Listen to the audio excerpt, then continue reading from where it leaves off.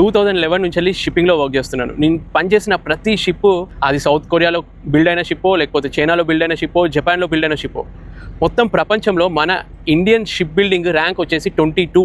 అర్థం చేసుకోండి, ప్రపంచంలో లార్జెస్ట్ పాపులేటెడ్ కంట్రీ మన ఇండియా, షిప్ బిల్డింగ్లో మాత్రం 22nd rank. India global ship building ambition ఏంటో తెలుసా?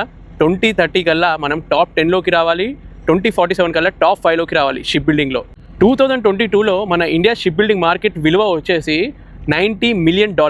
2033 కల్లా దాన్ని $8.12 బిలియన్ చేయాలన్నది ఇప్పుడు మనం ప్లాన్ చేస్తున్నాం. ఈ యూనియన్ బడ్జెట్లో కూడా షిప్ బిల్డింగ్ చేసుకునే వాళ్ళకి ఇన్సెంటివ్స్ కూడా ప్రకటించింది మన గవర్నమెంట్. ఇది మీరు చూస్తుంది crude tanker.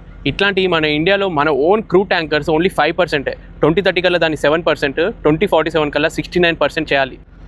112 made in India crude oil tankers కోసము ఆల్మోస్ట్ 83,000 crores మనం ఇన్వెస్ట్ చేస్తున్నాం 2040 కల్లా.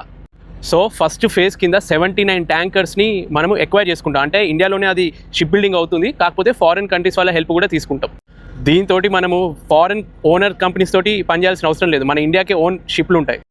మన India south Korea Hyundai heavy industries తోటి పార్ట్నర్షిప్ తీసుకుంటుంది. కొచ్చిన్ షిప్ యార్డ్లో ఒక ఫెసిలిటీని ఎస్టాబ్లిష్ చేస్తుంది.